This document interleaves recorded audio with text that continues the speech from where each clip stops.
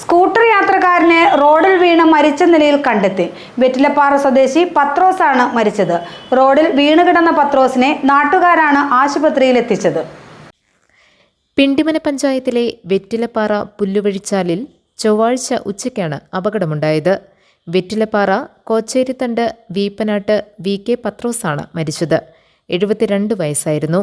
സ്കൂട്ടറിൽ സഞ്ചരിച്ചിരുന്ന പത്രോസിനെ റോഡിൽ വീണുകിടക്കുന്ന നിലയിലാണ് നാട്ടുകാർ കണ്ടത്. കോതമംഗലത്ത് ആശുപത്രിയിൽ എത്തിച്ചപ്പോഴേക്കും മരണം സ്ഥിരീകരിച്ചിരുന്നു. പുല്ലുവഴിച്ചാലിലെ കൃഷിയിടത്തിൽ നിന്നും തിരികെ വീട്ടിലേക്കുള്ള യാത്രയിലാണ് പത്രോസിന് അപകടമുണ്ടായതെന്ന് block panchayat vice president Vijoy P. Joseph പറഞ്ഞു. പുള്ളിയുടെ പറമ്പിൽ പുള്ളി കൃഷി ആവശ്യമായിട്ട് പറമ്പിൽ പോയിട്ട് തിരിച്ചു വരുന്ന വഴി പുള്ളിക്ക് സാധാരണ തലകറക്കം ഉള്ള ഒരാളാണ്.